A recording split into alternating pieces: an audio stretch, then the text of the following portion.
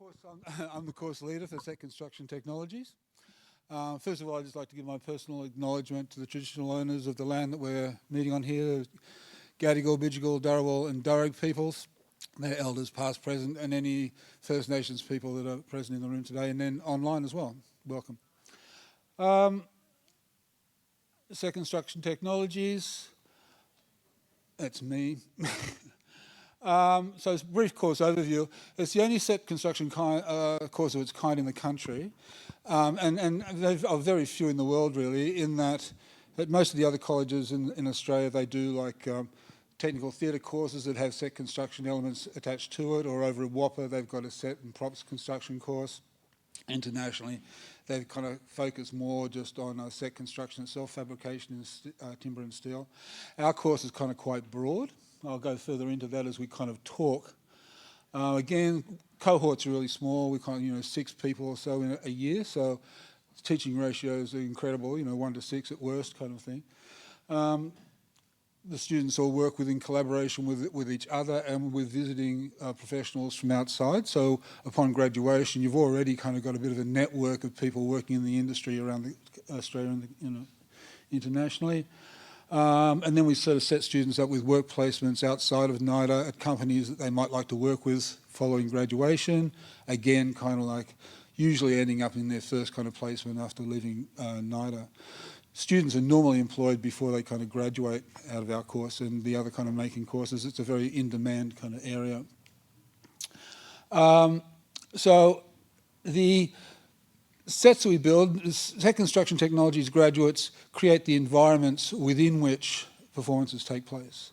And those environments can vary greatly from one show to the next. One of the wonderful things about the vocation is you're never working on the same thing twice. You're always dealing with different time periods, different environments. It can be as ornate as Act 1 Tosca, interior of a Baroque cathedral, or it could be, the Spartan clean lines of a Star Wars battle cruiser, and all the sort of things in between. At NIDA, as I was sort of saying, the students collaborate to kind of create sets for the play production program as part of their training. They can be as varied as this, say, muddy old road for waiting for Godot, like an outside environment. It can be something like this steel scaffold kind of structure for Death of Murat Sard. Used pretty much as a gym, like a jungle gym by the performers in this show. It could be something as shiny and glossy, kind of reconfigurable set like this one for Starstruck.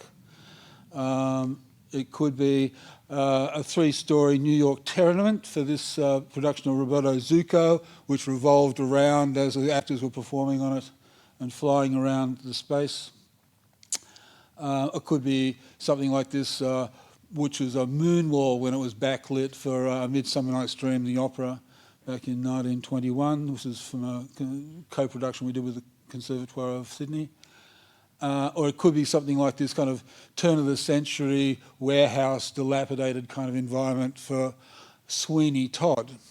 So creating all these kind of varying kinds of aesthetics draws on a kind of broad understanding of materials and processes and how to get the surfaces that are then going to kind of help the director and the designer kind of tell their narrative. And it can draw on a number of skills. As an exemplar for this production of Kandahar Gate, we started off, the designer came into the office and said, well, what we want to do is we want to stage this show on a sand dune, a 7 metre by 14 metre wide sand dune with a buried shipping container in it. So you sort of start to think about, well, how can we go about kind of creating something like that on stage? And the other element to sort of building things for stage is that building a set is a bit like building a ship in a bottle. A lot of the time you've just got a massive thing, end product, massive. It's all got to fit through a door like that, or it's got to kind of fit in a truck, go somewhere else, come out of the truck, fit through a door like that, and get erected on the stage. So we don't have the ability to use material handling devices like they do on construction sites with forklifts, cranes, etc., etc., etc. Everything has to be designed into components that can be manipulated by people on hand on stage. So in this particular example, we've used like Dexian pallet racking in order to kind of create volume. And then on top of that, we've then made ply profiled shapes with timber frames to get the undulations of a sand dune placed on top of the Dexian pallet racking, as you can see there. And then over the top of that, we use like a shipbuilding technique called lathing, where you get strips of ply and run them all one way, and then another layer running the other way, and then another layer running the other way, until you build up a thickness that's load-bearing for the actors to kind of work on. And then we decided, we came up with the idea of putting pool noodles through a bandsaw so that they were in half, and then applying them to the lathed ply, and then over the top of that, putting a layer of muslin, a layer of paint, a little bit of a sprinkle of sand, and then you end up with a sand dune with a shipping container buried in it, sort of thing. And so that was all sort of, oh, that sounds all fantastic, and it turned out looking pretty sort of good in the end. But a lot of the time the designer or the director might sort of say, well, that's kind of great, but what we'd like, that's Act 1. And then in Act 2, what we would like is that to kind of split down the middle and travel out, and then for this other scene to sort of come down stage. Or we want that to go out, and then for Act 3 to sort of come up via a stage lift. Or we want that whole thing to spin around, and then on the back side of it, in a production sort of like Noises Off, we have on-stage and backstage scenarios. You can kind of spin the whole set around and sort of see the backings of it, or we want to see offices or something like that on the side. So that means that we then kind of have to take off our timber and steel fabrication hat and put on our mechanical engineering hat and start sort of designing revolves or stage lifts or stage trucks and winches and things of that nature in order to kind of make those transitions. Then, having kind of done that, it's time for us to then take off those stage machinery items need to be controlled, so we might want to then put on our electrical engineering hat, and we'll start designing systems by which we can kind of then control those machines.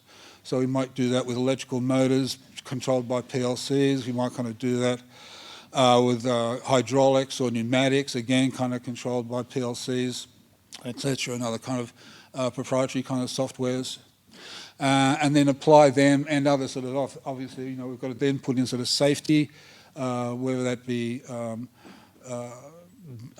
beams or proximity sensors and whatnot, to sort of ensure that actors aren't in the wrong place at the wrong time when these things start to move, etc., etc., etc. So, and emergency stops and what if all those things don't work. So all these things have to then sort of come together and then be applied to the scene, to the set. And then, so how do we go about preparing people for this kind of career? In first year starts off with scenic construction. Now, scenic construction, to expand that, is tools and machines, materials and structures. Tools and machines, we sort of teach them how to go about using all the plant and machinery safely. In materials and structures, we look at all the basic materials we use and all the structural elements we then use, standard structural elements we use in order to create sets, whether it be flats, rostra, and various other componentry. We also do, I've got a couple of first years sitting up the back here. What else do you do? We also do stage tools and machines and materials and structures. Interdisciplinary collaboration is what we call our play production program. That's when all the students come together and build shows together. In first year, the students are working as scenery assistants, collaborating with their kind of third year and second year counterparts and with the rest of the school to create set. In professional practice, we do CAD. So that's the main subject in professional practice. And later in the year, they do WHS as well, looking at doing risk assessments on the sets that they're designing. Then we do rigging for live performance. So in the rigging for live performance in first year, it's all standard stage rigging, so which has to do with kind of fly systems backstage, winches, chain motors, truss, things of that nature, how to go about lifting and manipulating heavy objects safely. Performance and ideas and performance makers are the two common contextual subjects across the school. So in performance and ideas is the conversation about why we go about making plays, why do we do this thing, politics, theology, all those things that then kind of like feed into the art process. Performance Makers deals with when students come together into collaborative groups, how to negotiate all the people with a whole lot of ideas who then have to come together and put those ideas into one kind of coherent central theme sort of thing. So to do with kind of group dynamics and how to kind of work with a bunch of people. In second year, we start off interdisciplinary collaboration. In second year starts off with a hypothetical production project where the students are given designs. This year they were kind of giving a bunch of designs by our head of design, Bob Cousins, who they were kind of operas that he sort of staged around the world and theatre shows in Australia.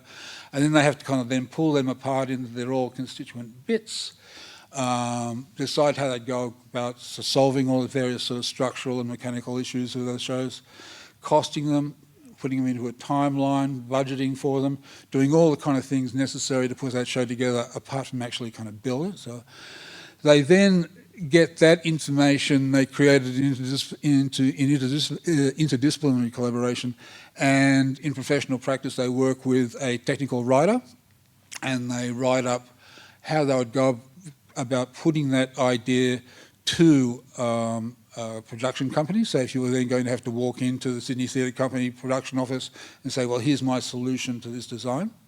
So how to go about writing up and presenting that information. They then work with a corporate performance team here about speaking to public, how to go about public speaking and how to kind of go in and stand there and deliver that information. Scenic construction and stage machinery in second year dwells more in the mechanical engineering side of things.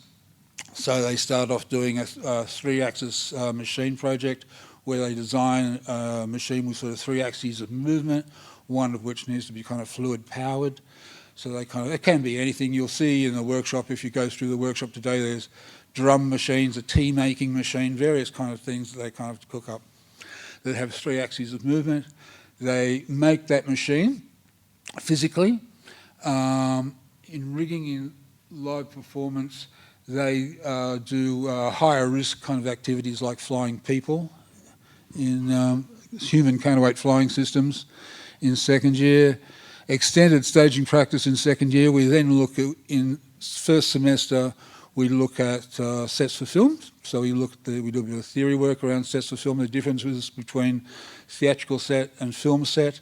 Then they go out and they do a project with AFTR's graduating designers who kind of give us a design. Our students go over and create set for them for those graduating films. Mechanical and digital automation, they start off the year just looking at very kind of basic electrical engineering concepts and then eventually work that into power distribution and generation for things like festivals and that kind of nature. They look at, then draw up a circuit diagram to then automate their 3-axis machine that they kind of built earlier on.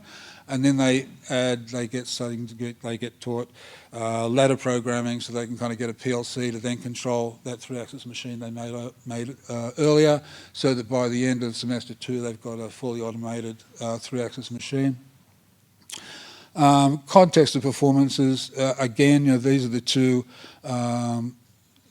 school-wide contextual subjects.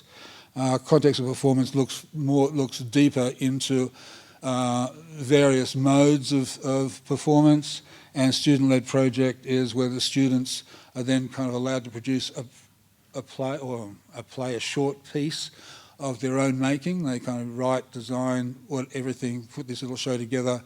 They get a week, I think, bit of a sort of guerrilla boot campy kind of thing to produce their own show at the beginning of semester 2.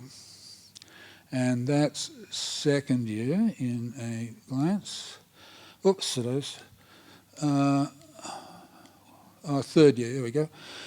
Third year, interdisciplinary collaboration in third year is the play production program. So they get to be involved in 2 seasons. They start off with the Festival of Emerging Artists, which is the graduating directors season, where they're construction managers on probably a number of shows, because They do, at the moment they're doing sort of 7 shows in that season, so our numbers kind of break that up.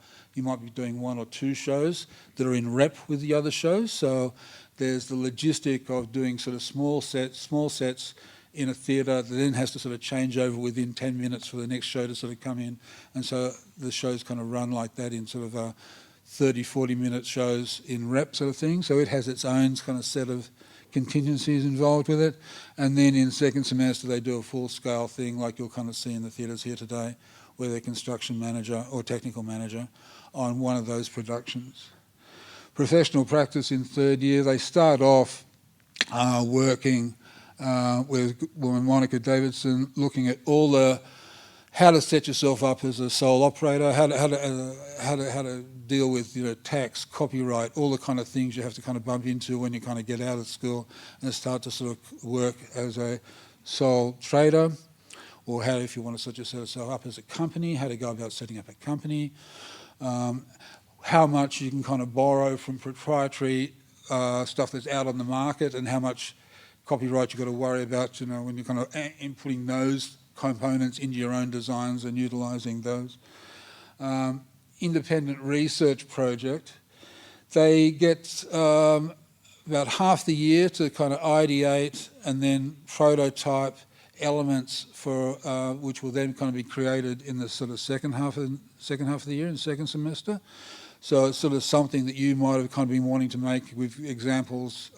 People always want to make a Dalek, or they've one Tommaso, who's in on the panel later on today, made an exoskeleton kind of thing.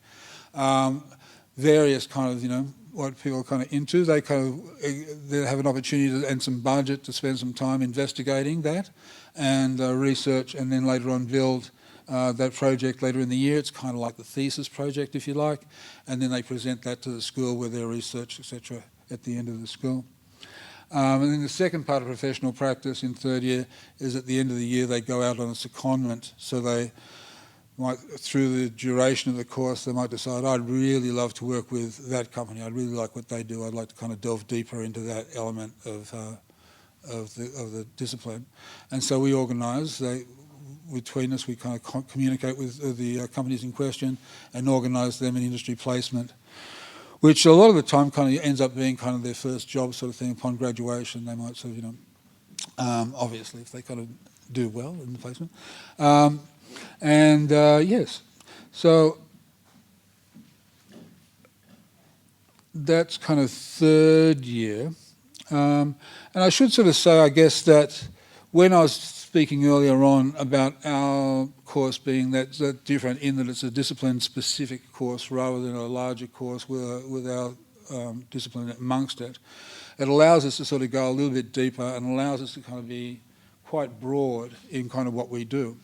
So it means that when you come to the point of graduation, you've got quite a lot of exit points out of the school, whether that be into construction, whether it be into automation, whether it be into kind of coordination or project management areas, whether you're kind of going into the film industry, into the theatre industry, things like art installation, things, events. There's a whole lot of different ways and nuances within those ways that you can kind of exit the building. And then once you're out there in the industry, when things warm up in film, you can move to film. When things warm up and cool down in film and warm up in theatre, you can kind of move across to theatre. And then within those disciplines, you've then got more, you can move around as well. So in film, you can kind of move from set construction to special effects to rigging and so forth and so forth. So that's where the kind of the breadth of the training here sort of really sort of comes into its own when it comes to making a sort of a sustainable career once you've exited the building.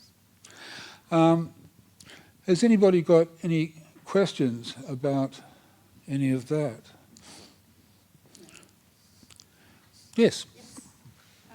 If you only have 6 students, roughly 6 students a year, then how competitive is it to get into? Well, it's like incredibly, because set construction, niche area, it's a niche area with a niche industry, I guess you could kind of say. So amazingly, we don't have this huge, unlike acting, we don't have this huge number of applicants kind of thing. So generally, with numbers of applicants to people admitted, it's like 2, 3 to 1 sort of thing. It's not, it's not huge. Okay. Yep. Yeah, because my son's already a carpenter. Right. He's just currently studying his builder's course. Right. And I dare say that, could put him in a good place already for an application. What other skill sets could be useful for him to gain outside of before applying? Well, I mean, the only other, I guess, if he's already sort of getting a ticket at carpentry.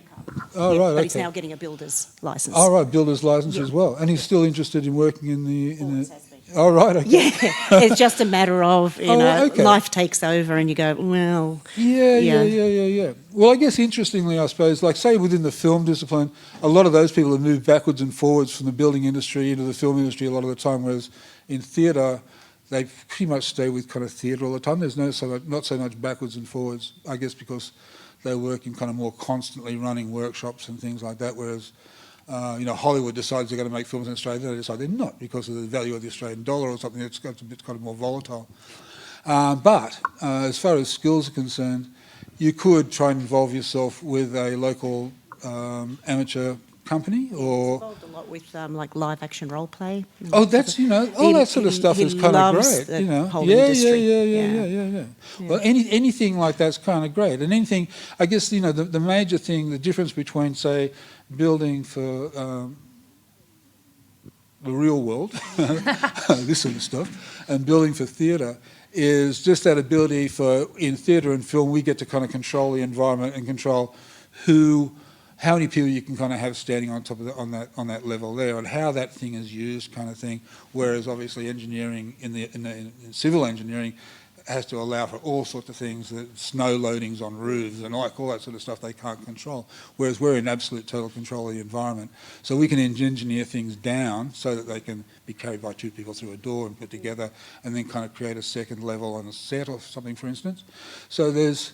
I guess it's that kind of it's easier to kind of come back from a civil engineering kind of point of view and engineering down than it is kind of like going up. So I'd sort of say just that experience of performance and how performance interacts with things is always kind of a plus. And that's why the students do interdisciplinary collaboration, so that they can build a set and then they can kind of see how actors use it, And when it's a door slammer, actors really slam the door. So you've got to kind of take all those kind of factors into consideration when you're building. I have plenty more questions, but I'll allow the others. Anybody else? Yes. I'm just using this for the online. We've got some people streaming, and that's all. Thank you. With the design and then going into the build at NIDA, how are all the, I don't want to say props, all the equipment brought in? Like, are they funded through the students? Does NIDA special order? Do they have a storage unit? Like, where does it all go? Yeah, we kind of, my title is actually production manager / head of set construction technology. So I'm in charge of like the resources of the school in that respect. And when the designer comes to us with a design, we have a conversation. Our conversation sort of starts quite early in the place. They're thinking about, I'm thinking about having a revolving swimming pool with whatever might be. You go, you can forget that for a start. But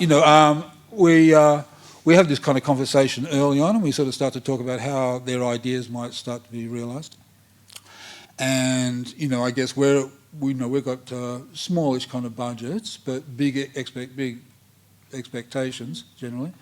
And I think when you're going to go and look at the shows around here, they're kind of like comparable to anything you might kind of see at Belvoir Street or Sydney Theatre, something like that. They're kind of quite high production values. And we kind of managed to do that, obviously, because the student work and wages is a major factor in theatre, in any kind of industry, and obviously the students are free, so that saved us a bit of money there. And then we also kind of have quite a bit of kit that over the years we've kind of built up. So we look at the designs and we kind of go, well, we can resolve that by using these elements that we've already kind of got. We try and be as sustainable as we can by recycling scenic elements. So all the things that are sort of quite generic, we go, we've got some flattage that we can kind of use for this kind of walled area here. We've got rostra we can get that level out of. We've got truss, we've got scaffold, we've got all these kind of things we can kind of throw at it in order to kind of realise it and kind of keep it within budget and resources. and what we can't, then, you know, well, we'll just have to kind of rethink a little bit, you know. So that's kind of how that process works, and that you know, that goes over maybe a term, you know, maybe kind of like an 8-9 week kind of period, that discussion, before it then gets to a preliminary design presentation, final design presentation, and then another couple of weeks we sort of start building for about an 8-week performance production season. So about 4 weeks of build and 4 weeks of performance, of technical and performances sort of thing. So yeah. Thank Does that answer that? Yeah. Anybody else got any? Yes, we've got another one down the front here. In tying to your question, really, the any out-of-pocket expenses? Well, the courses do have, each one of the courses has like a little bit of a list of things to kind of bring with you. And some of those are just basic, you know, something to write on a pen, you know, things like that. We've got a list of things for set construction technologies that includes a small number of tools that you can kind of, that's people, the sorts of things that people normally would like to have of their personal things, usually to do with measuring and marking and stuff like that. The workshops are really well fitted out. And we've got lots of, you know, small battery-operated power tools, big plant machinery, all that sort of stuff's kind of there. So there's no need to kind of turn up day one with a whole pile of stuff. Students then, over time, like to have their own things, because, you know, it's just the nature of people who make things. They like having their own tools, you know. Oh, every Christmas we're given tools. So anyway, and one of the first projects the students do is make a toolbox. That's one of the first joinery projects, is making a toolbox. So, and then they like to kind of fit that out so it fits all their own tools and bits and pieces sort of thing. So Considering my son's already a carpenter, he's going to builder's course, would he have any course credits? no, I'm afraid no. We don't have any credit sort of system in NIDA. I mean, they're kind of looking at it, but at the moment we don't. And part of that, I guess, has to be with the uniqueness of the NIDA environment and that student experience. It's kind of very difficult to map something like a TAFE course over the top of the NIDA course. There'll be things like just skills with tools and things like that your son will have. Yeah. That obviously a lot of students coming here day one don't have any, you know, may not have done any kind of work with timber or steel before, you know. But we kind of, you know, the course starts off with kind of very basic timber work and steel fabrication. So it allows anybody from any kind of background with any kind of like skill levels. They might have skills in electronics, they might be people who work in robotics all the time and decide they might be interested maybe in going into automation at the end of it, you know.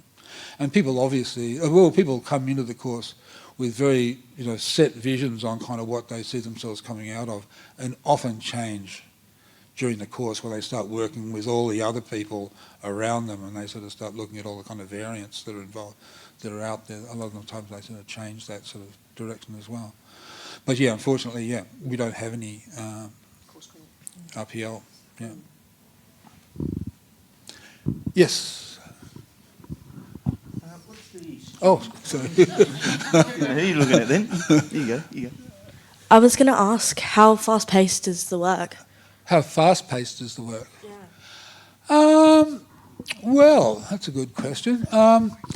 The actual kind of, I'd say the actual kind of like learning, because the course, everything's practice-based learning. However, you know, a lot of it you kind of might do like an hour in the classroom looking at stuff on the board or on, you know, on a screen. And here's the sort of thing we're talking about today. Here are the concepts involved in that thing, what that might be, you know. But then you'll kind of like go to the workshop and you'll kind of do that practically.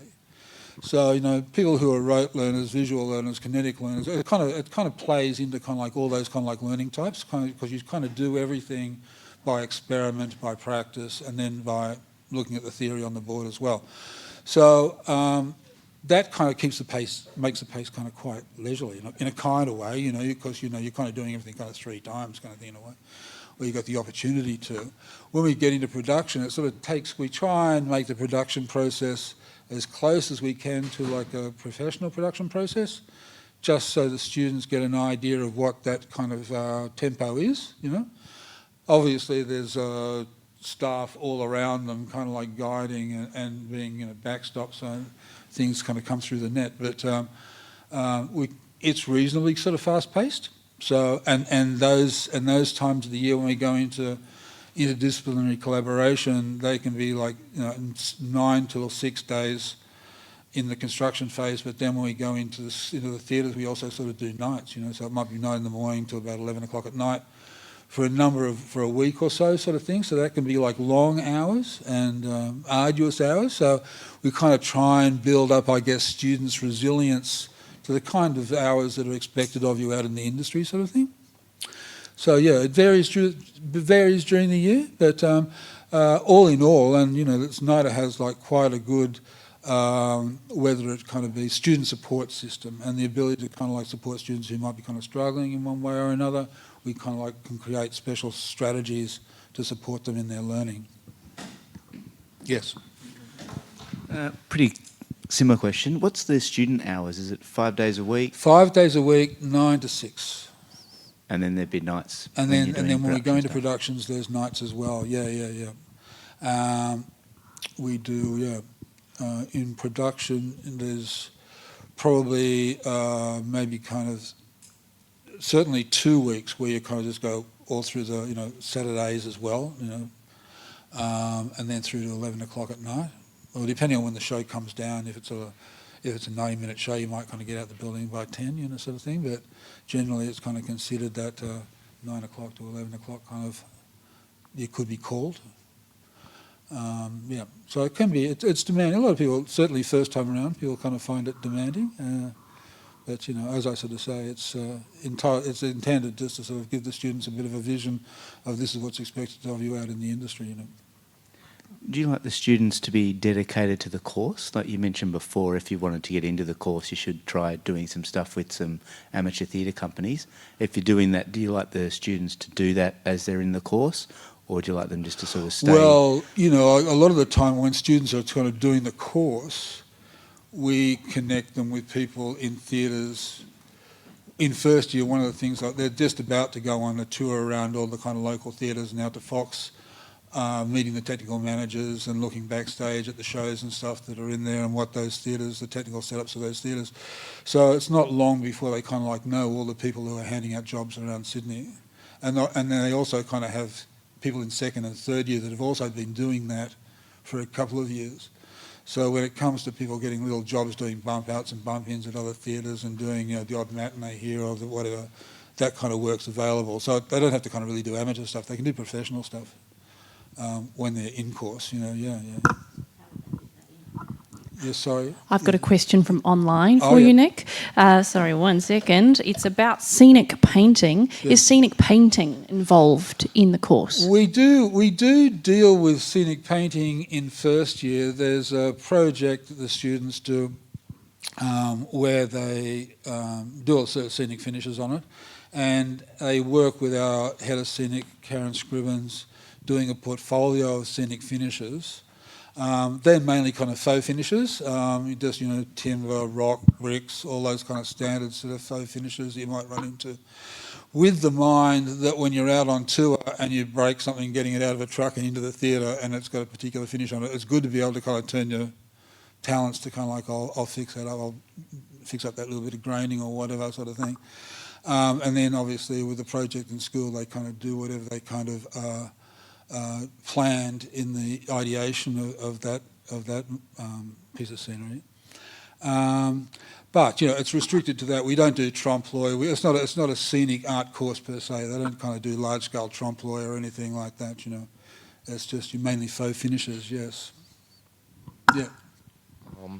How employable internationally would you be after this course? How important would you be? Employable. Oh, employable. Oh, right. I was going to say, depends on, who's, I don't know. Well, it's a very transferable skills, and as you'll kind of read around the place, NIDA's kind of up there in the top of all the kind of drama schools in the world. So you won't go anywhere where they don't know the name of NIDA.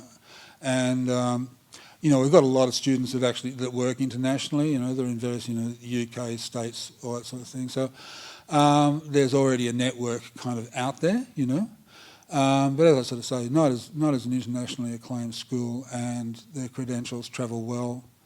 And I wouldn't think, and obviously, you know, construction is a very transferable skill base. It's like, you know, post and lintel, it's all over the planet, you know, it's, kind of it's very understood construction, yeah.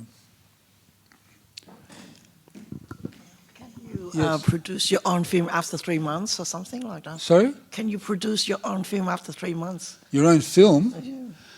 Well, we don't actually do film. Well, we do. Some of the assessments the students do are done as vlogs, like as video logs and things like that. And we do work with AFTRS, working with them, building set for film. But we don't actually do filmmaking as part of our course. However, we have all the technology required within the school to make films. And if students want to make films in their own time, they're more than able to go and borrow the equipment from the AV store and go out and shoot and edit a film, if that's kind of what their thing is.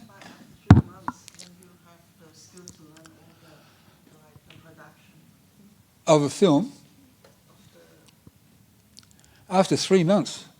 I'd say no. I wouldn't say, you know, after 3 months. No, I'd say, you know, I mean, we sort of get you to kind of like 3 years, and then there's like a lot of lifelong learning to go after that when it comes to kind of really mastering the art, if you know what I mean. You know?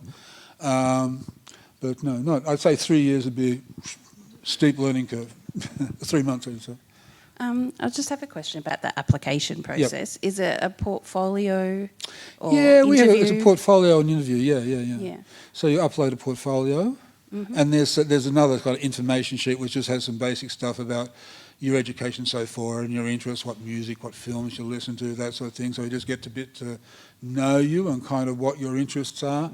And then through the portfolio, we get to sort of see what you've kind of been doing so far, whether that be stuff you've done at school, or whether that be, you know, a mad modeller or something like that, or, you know, I like making sandcastles, or whatever that kind of might be. And really, it's just something for us to have a look at. Everybody who applies gets an interview. And so it just gives us something to go, oh, okay, so hi, you know, so okay, you're interested in this, you're interested in that, and just talk us through how you went about the creation of that. Talk us through what is it about this that interests you, sort of thing.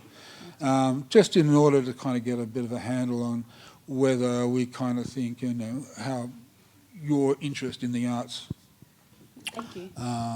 We've got a few minutes left, Yep. so we can probably take, depends how long the questions are, a few more questions. Oh yeah, just adding on to that, like in regards to that portfolio, what would you say that should be in that? Well, you know, photographs, text, it can be, you know, you can load up video, any media type you can kind of load up, I believe. And so just kind of, just what you kind of been doing and what your interests are. I mean, that's, you know, in a broad sense.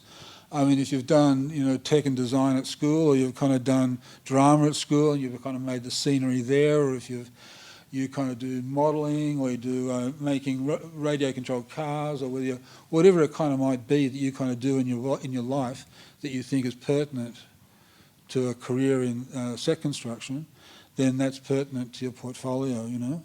And it can, as I sort of say, it can be as wide and as varied as you like, you know. Okay. Oh, one more. The elephant in the room, HEX. How much is a total HEX fee for this? Oh, I think we're this year. Well, down at Student Services, they'll have those exact numbers. I think it's in the region of 1,800, something like that. I think per year, 18,000. Sorry, per year. Yeah. Another zero, unfortunately. Do we have one more? I'm just interested in. You're saying theatre and film. I always think film is going to not be much of a future with CGI, but does this course involve any CGI? There's no way that CGI and AI will ever sort of totally supplant set construction. And in fact, you know, when you kind of see people go and sit in their spaceship, they're not just sitting in midair, they're sitting on things that are built to marry into the CGI. So there's like a whole world of stuff that you kind of do in film to kind of... And does this course have anything to do with CGI? Does it teach any CGI skills? We do shows from time to time that involve green screen and that kind of technology. Yes. But not the actual CGI development. That'd be something totally different. No, not different course, some of the I think we're kind of doing kind of a bit of MoCam work, like motion capture kind of work and that sort of thing within the school these days. And that side of the school is currently being reviewed, and the film side of things is kind of getting wound up the more as days go by. But that's kind of part of the reason we kind of do the stuff with AFTRS.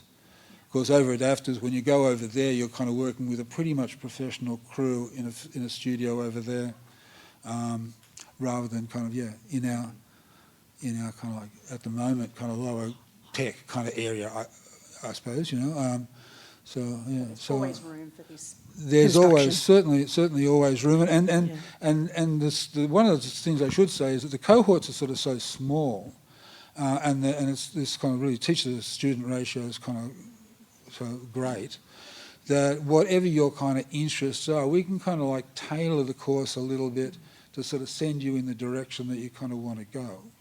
So if you're particularly interested in that kind of area, you can use that as an impetus for all your kind of self-directed projects during the course. You can be making little videos, you can be going off at an internship with, mocap people on a film, you can be, you can be tailoring your education in that area if you like. No worries. I think that's us for time, is it? Okay, well, I'd like to thank you very much for coming along, all the people here, all the people online. Lovely talking to you, and hopefully we kind of see your applications in the mail. Thanks very much. Bye.